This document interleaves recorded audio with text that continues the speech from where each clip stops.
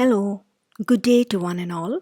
This is Miss A. Krishna Sundar, Assistant Professor, Department of English, KAHM Unity Women's College, Manjeri.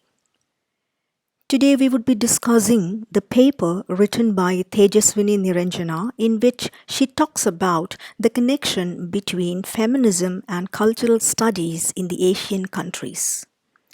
As I have mentioned before, this essay, which is a theoretical essay, is very much different from a novel or a short story. In the case of a novel, a short story, a poem, or an essay, if you get the essence of the work, you can write it in your flowery language. In short, you can bluff. But it's very different when it comes to a theoretical essay because you just can't bluff with a theoretical essay because you have to know the technical terms and technical appropriations when it is something about theory. So this presentation will give you a basic idea on the points which are represented by Tejaswini Niranjana in connection with feminism and cultural studies. So this presentation will help you to understand some technical terms which are involved within this paper, and at the same time will help you to write a basic essay related to this article. So before we start, let's get into a brief introduction regarding the writer. Tejaswini Niranjana was born in the year 1958 and she is a renowned cultural theorist. She has her specialization in gender studies and she is also a well-known translator.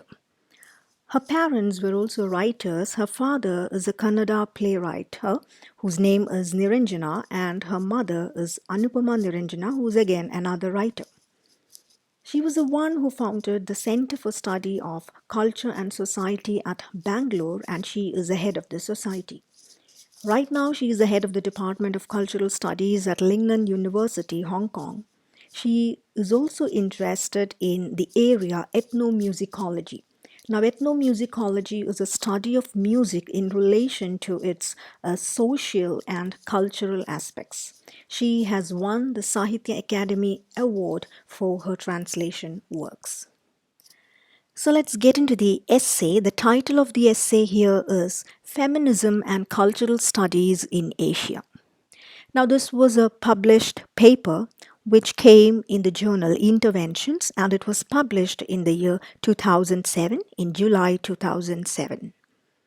Now, this article is all about cultural studies in Asia and how feminism got connected with that. How feminism and cultural studies worked in the Western context and how it worked in the Eastern context. This is actually the crux of this essay. In the West, feminism intruded into cultural studies. But at the same time, it was totally different when we talk about the Asian side.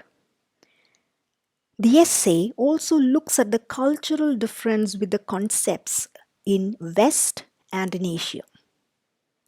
Because countries will definitely have different histories and different politics. And Tejaswini Niranjana says that the history and politics in the Western side and the history and politics associated with the Eastern side, that is totally different. So culture and nation and women. How are these three things working together in different areas? The way in which these three elements work is totally different when you compare it between the West and the East. Feminism was more a woman's movement when we talk about it from the Western perspective. But when you talk about it from the Eastern perspective, feminism is not a different entity. Feminism is interconnected with so many other elements like history, nation, culture, politics, and many, many more disciplines. She also talks about the challenges involved in teaching cultural studies in classrooms, and this is how she ends her essay. So, this is the gist of the entire essay. So, before stepping into this essay, let us have a look at what cultural studies is exactly.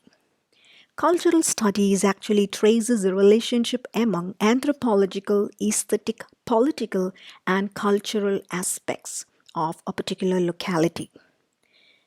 Now, the term cultural studies, as most of you might know, was used for the very first time in the year 1964, and that was used by Richard Hoggart.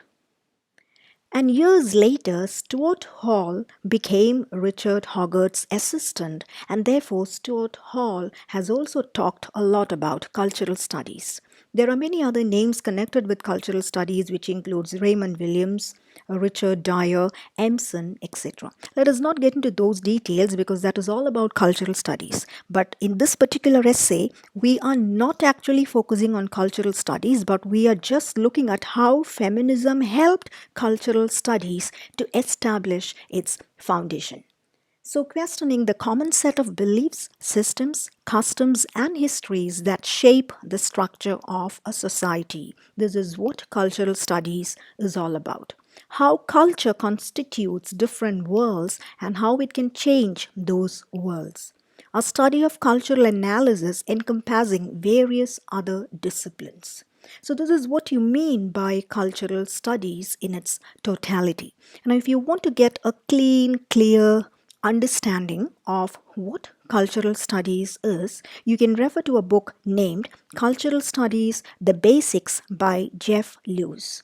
Now, this is a very compact book. This is a neat book and it has a language which can be understood by everyone. So, if you prefer reading more about cultural studies, you can definitely depend on this particular book. So, cultural studies in Asia, an introduction. This is how Tejaswini Niranjana begins her essay. Cultural studies came into prominence in Asia during the 1990s. It has entered institutions, academics, and even cultural industry as such since then. Now, cultural industry is again another term which is a part of cultural studies, and this was actually introduced by people like Theodor Adorno and Max Horkheimer. So, cultural industry actually means goods and services related to culture. How cultural studies connected feminism to it in Asia. So remember, the main idea of this essay is how feminism is connected with cultural studies in Asia. We are not discussing the West. We are not talking about the connection of feminism and cultural studies in the West, but we are looking at the connection between feminism and cultural studies in the Eastern countries. The history of cultural studies in India is different from the studies in West. So India too belongs to the part of the eastern side, and Niranjana says that the history of cultural studies in India is different from the kind of studies conducted in West, but has got some similarities with those in Taiwan and Korea because all these are eastern countries. So she is arguing that there is some kind of a common factor which is working with the countries in the eastern side or in the Asian side. In 1970s, cultural studies in Britain was interrupted by two things: feminism and race.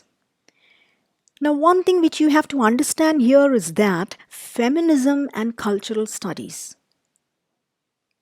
this was getting interconnected in 1970s in Britain. And during 1970s, the Asian countries never knew anything about cultural studies because it was only 2 decades later, it was only after 20 years, by 1990s, that cultural studies actually reached the Asian countries. So we are, in a way, we are 20 years behind the Western countries. Now, Stuart Hall says that feminism broke in as a thief in the night. It broke in, interrupted, made an unseemly noise, seized the time, scrapped on the table of cultural studies. Now, this is one of the most beautiful expressions you can see within the essay because this looks exactly like some poetic lines. Now, it would be really good if you can by heart this line, and if this line can be placed in your essay, that would definitely fetch you more marks. So, Stuart Hall says the connection between feminism and cultural studies is a very tough one because cultural studies was in fact having a smooth sail, but suddenly feminism broke in and ruined the peace. So, Stuart Hall states that feminism actually came as an interruption for cultural studies in the West. But feminism was not an interruption for cultural studies in the East. Now, this is a difference that Tejaswini Niranjana is going to talk about in this article. This intervention was decisive and ruptural. This is what Hall says. The way in which feminism intruded into cultural studies was not having a great impact. In fact, it was a negative impact that feminism created within cultural studies. Now, with this kind of an intervention, the personal became political. Notion of power from public domain to private domain was to be considered. The theory of unconscious came in. Psychoanalysis and Freudian theories started coming in. And in short, feminism took it backwards. This is what Hall says. When feminism interrupted cultural studies, instead of taking it forward, feminism actually took it backwards. So it was really a negative impact. So in the West, feminism came into cultural studies as an interruption, whereas in the East, feminism was laying a foundation for cultural studies. Now, this is the main argument of the entire essay, how feminism created an effect in cultural studies.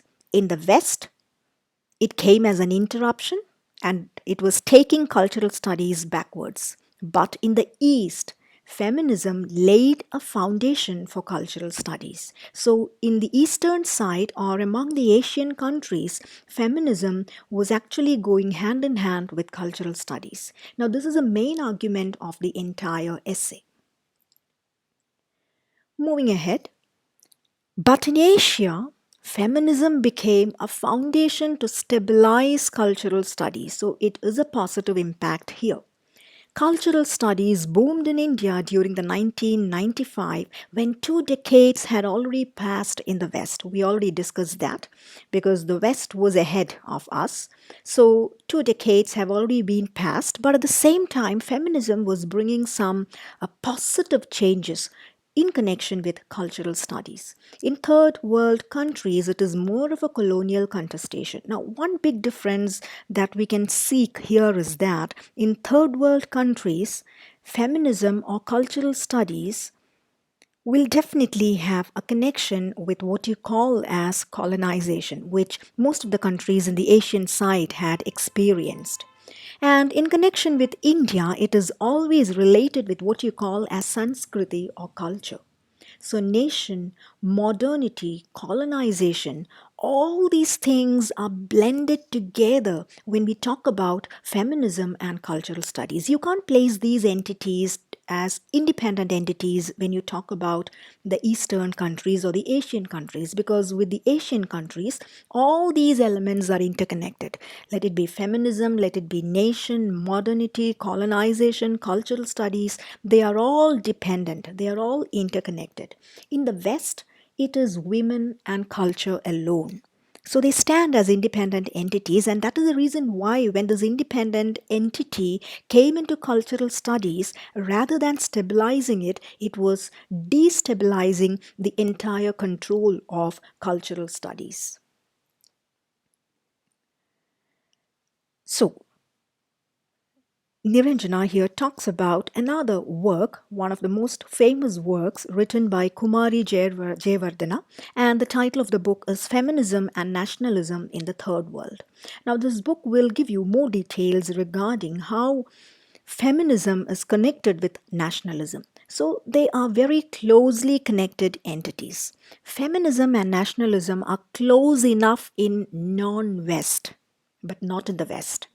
Culture question becomes a national culture question in the East. So we can see that feminism is totally connected with culture.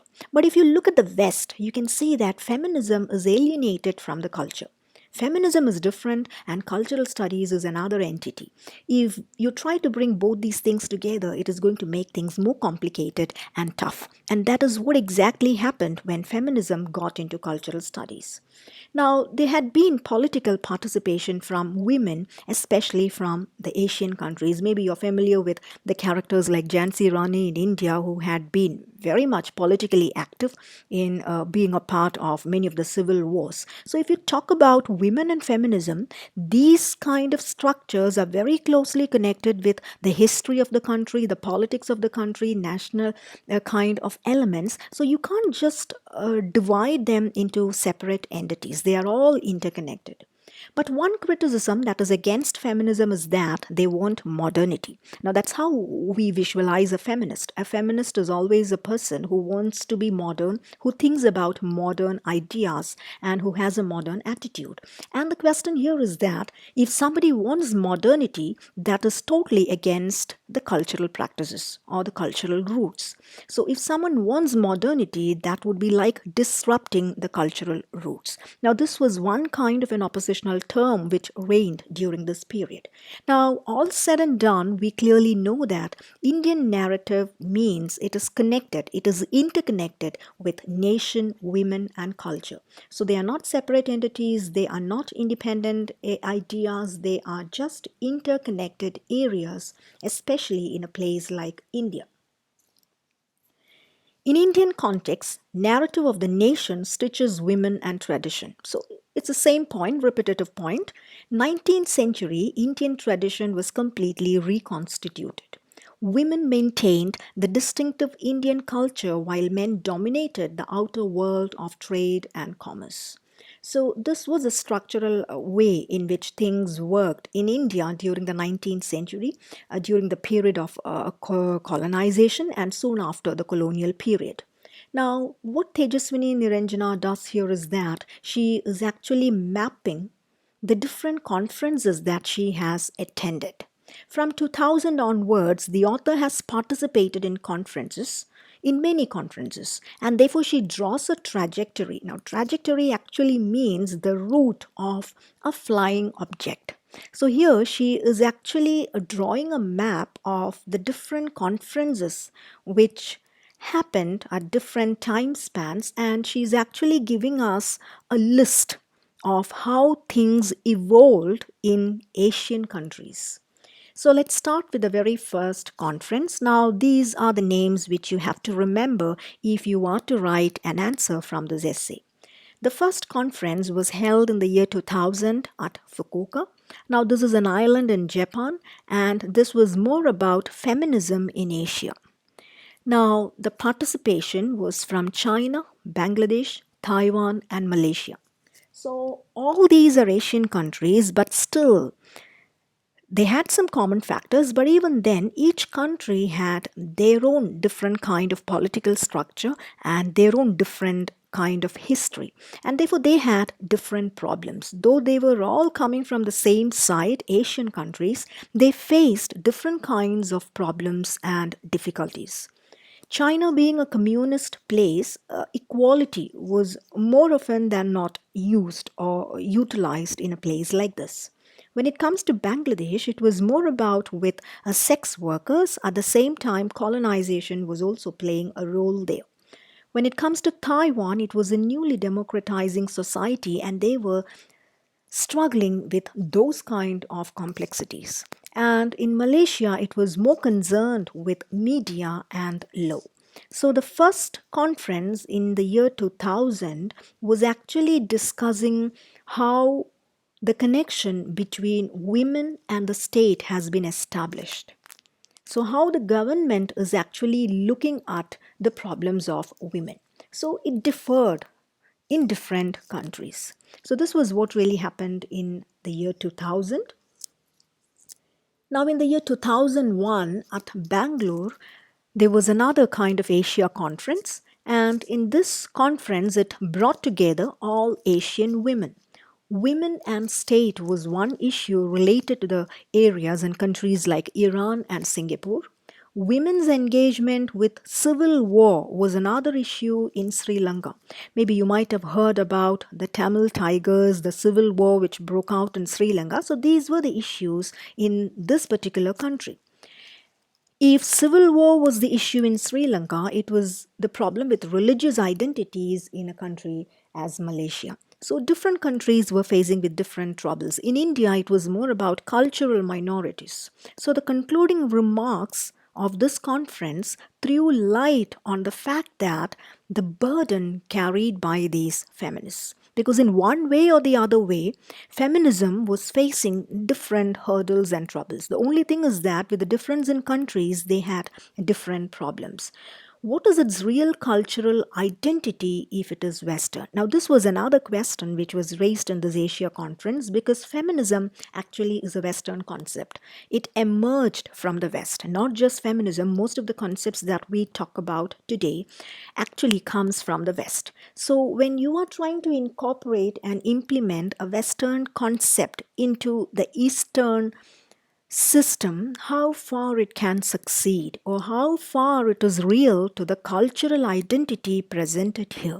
And in many contexts, this kind of a feminism was looking like an alien, totally from a different sphere, because many of the policies and many of the terms connected with feminism in West were not applicable when we try to incorporate feminism in the East. So these questions were raised in this Asia conference. The next conference was in December 2001, and this was an alternative workshop, and that was again conducted at Bangalore. Now, this was a follow up of the previous conference. So, they analyzed the contemporary political theoretical ground on which feminism stood. So we can see how it is actually connected with this. So more than the cultural studies area, these conferences were meant to analyze the feministic aspects in connection with cultural studies. So, nothing much happened for this conference because it was just a follow up conference considering certain questions related to the previous session. Then comes another important conference which was held at Seoul in the year 2005, in 2005 July. And Tejaswini Niranjana names a few people from this conference. She says that a Korean participant whose name is Kim Yunshil, please remember the name because this will be helpful when you write an answer. Kim Yunshil suggested that though all of them are coming from the Asian side, the concepts like gender, family, patriarchy signified different things for different countries. Now, this is very true because gender, family, patriarchy, these are all very tricky kind of terms because they give you different kind of meanings in different cultural contexts. Now, in India, family is where you establish the relationship between a man and a woman, between the two families. You have kids, you go on with your next generation. This is how it works in a normal structure in India. But if you look at a place like Nepal, and certain communities in Nepal still are following the pattern which happened in the case with the Pandava group in Mahabharata. Now, in certain communities in Nepal, the brothers share the wife. Now, this was exactly what happened with the Pandava group. If you have gone through the stories of Mahabharata, the five brothers had one wife, Panjali.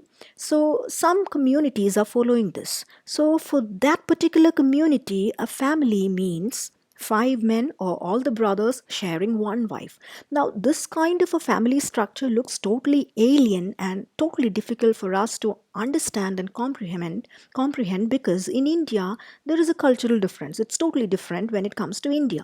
So these kind of differences are there definitely. So though it is Asian, all the countries are Asian, belonging to the Asian continent, they are going through a different kind of systematic differences. In Bangladesh, it was more about the Indian cultural history and Islamization. So their problem was different and it was seen in a different light. In South Korea, it is more with sex workers, violence, exploitation of sex workers, etc. And migration, in a way, was becoming equivalent to what you call as sex trafficking. In Indonesia and Thailand, places like Indonesia and Thailand, motherhood was becoming another question because if you know, these are the places where this commercial surrogacy happens at a greater rate. So the problem associated with motherhood in connection with commercial surrogacy is also very complicated. Now there is a very famous case which is known as Petaraman case in Thailand.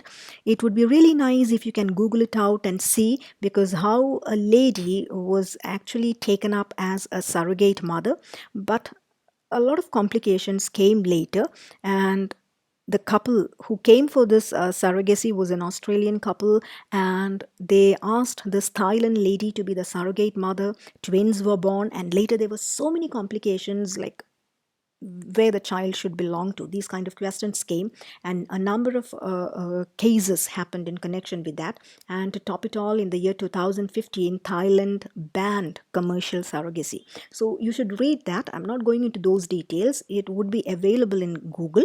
Just check the case, Petaramon case from Thailand. You will get to understand the complexities associated with motherhood and surrogacy. Again, young feminists were also facing problems like young feminists were not completely approved by the old feminists. So these kind of structural differences were there even when we say we all belong to the Asian side. So culture question was there, the colonial and Asian modernity difference was there, and also this particular conference tried to analyze the translated works from the West and its effects. And this also helped to rethink the concept of political.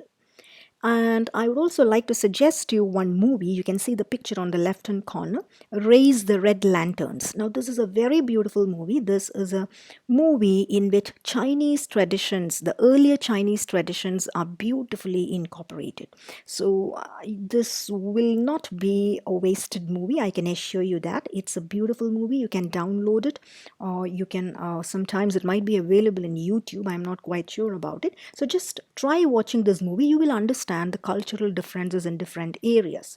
So the title of the movie is Raise the Red Lanterns. It's not a new movie. It's a very old movie, sometimes between the years 1990s, those time period. But it's a beautiful movie. Please do watch it. So, all said and done, it is not surprising that feminist political intervention and research has directly fed cultural studies, which means feminism really helped to build a foundation for cultural studies in the Asian side. So now she's coming to the most important part, impact of feminist concerns on other disciplines in India. So I'm just going through these areas like feminism became the earliest platform for cultural studies. It helped in the production of cultural meaning. So see, in a way, feminism is actually helping cultural studies to establish its own values by interconnecting it with so many other realms. Literary studies, history, sociology, economics, political science, women's studies, in all these areas, feminism helped cultural studies to establish the connecting links. Now, many women writings came up during this time and mostly by women scholars. Women writing in India, I am sure you are familiar with this, Susi Tharu and Lalita, which came up in the year 1991. So Tejaswini Niranjana is actually giving us a list of some of the great works by women writers in connection with feminism. Recasting Women by Shankari. Then comes the work Question of Silence by John and Nair. Now, when this work was initially published, many thought that this was written by men because the names were like John and Nair. But it was only later they realized that it is Mary John and Janaki Nair. Again, there is Geeta Kapoor, who has written a lot about women artists. Tanika Sarkar is there, who's talking about Bhadra Mahila, the 19th century Bengal culture. So I'm just naming a few of them. There are lots of works that Tejaswini Niranjana has mentioned within the paper. You have to learn at least 7 or 8 works because that will help you to make it a part of your essay. Uma Chakravarti's work Vedic Dasi. Again, Lata Mani's work on Sati. Janaki Nair has written another work on Devadasi. S. Ananti's work in connection with non-Brahmin movement, which was actually a part of the colonial period, and this was a movement which began in Mumbai. Then comes G. Arunima, who has written The Transformations in Matrilineal Families. Urvashi Bhutalia, Ritu Menon, and Kamla Bhasan, who have written about partition. Cultural and political issues in our country were actually taken up by these women writings. Now, if you look at all these writings, you can see, for example, something about Bengal and its culture, something about Sati, something about Devdasi, non-Brahmin movement. All these are areas which are having a clear connection with the nation's history, nation's culture, nation's society, politics, etc. So, in a way, it has helped us in bringing a kind of a rich legacy for cultural studies. Now, all these works came in connection with feminism. So, feminism was actually putting a connection with all the other elements within our society.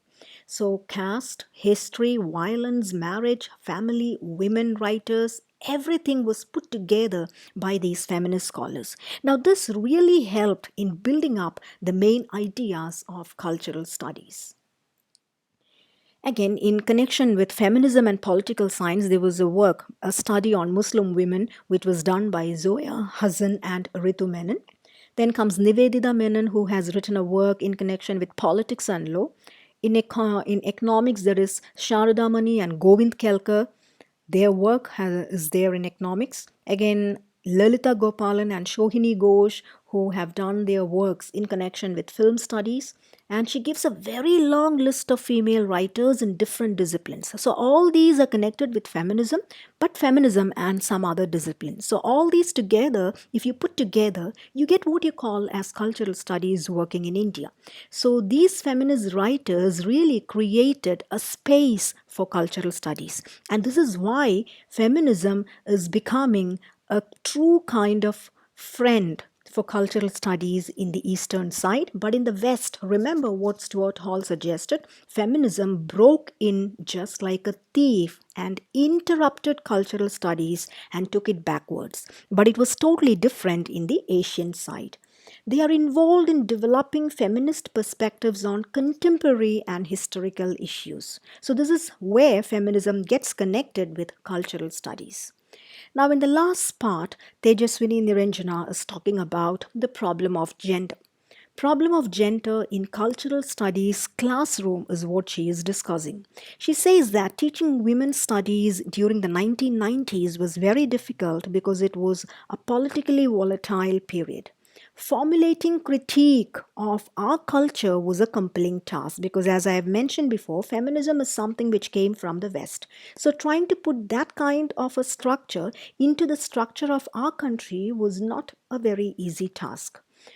Feminism and cultural studies, when they intermixed, political correctness was another question, and it was very difficult for many students because what you say in feminism might not be acceptable and might not be comprehensible for many of the people, even though they claim more about these kind of aspects.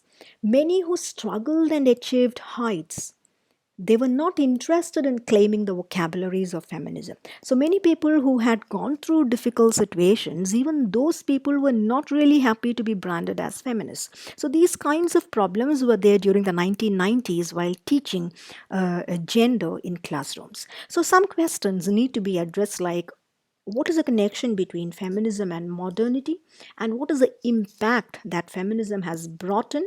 And ultimately she says that we need a multi-layered contemporary feminism to work on because our feminism cannot completely depend on the feminism from the West, because we have to inculcate and build a new kind of structure, a multi-layered structure which is suitable for our context, for Indian context.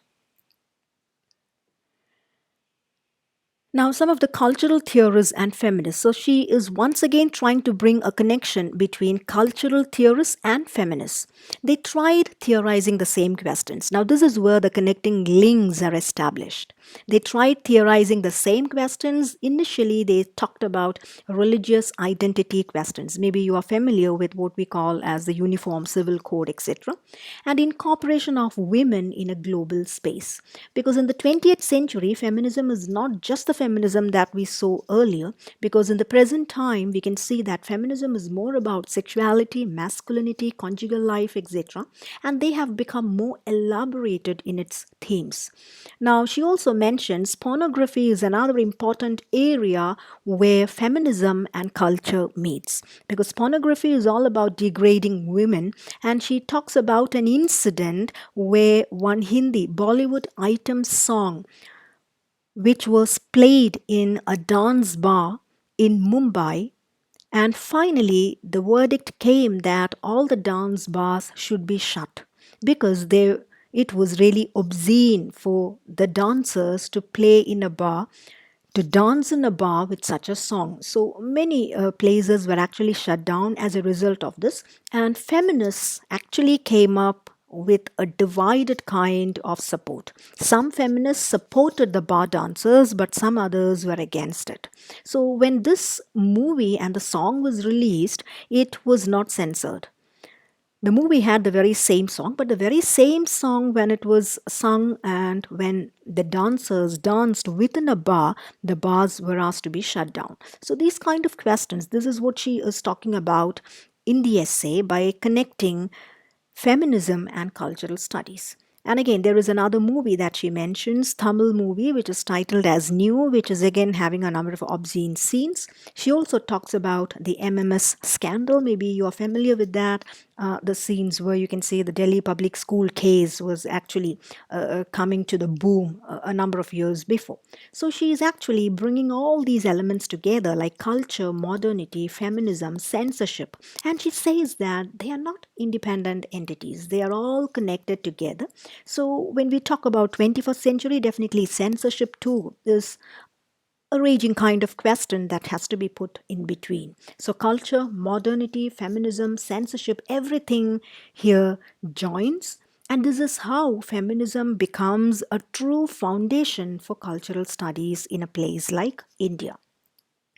So she concludes by suggesting that there should be a sharper focus for us today because women and popular culture, these are two areas which cannot be separated. And since these areas cannot be separated, it gives a very clear and strong foundation for cultural studies to work. She's also talking about the changing institutions like family and marriage, because the concept of family is also changing from the concept of the kind of confined families. We're moving into a living relationship or many other kind of different varieties of relationship that people are actually giving a try at. And moreover, visual representations. This is also very important considering the present time. So she says that an Asian kind of representation, including both feminism and cultural studies, will give a better picture about how cultural studies and feminism can go hand in hand in these Asian countries. So cultural studies is highly indebted to feminism. So this is the main point within the essay. Cultural studies is highly indebted to feminism. It is indebted to the history of passionate feminist scholarship in the non West context. So, to make it very simple, Tejaswini Niranjana in her essay argues that feminism was an interruption for cultural studies in Western side, but feminism was actually giving a foundation for cultural studies in the non-West areas. This is the main idea and the main crux of the entire work. So remember a few books written by these female writers which are again connected with cultural studies, the difference between the two cultures, how cultural studies began, giving an introduction to the writer. All these together will definitely give you 3 or 4 pages to write as an essay. So thank you very much for your patient listening. In case of any queries, any suggestions, or any kind of feedback, you can connect with me in my email ID. So thank you once again. Thank you for your patient listening. Thank you.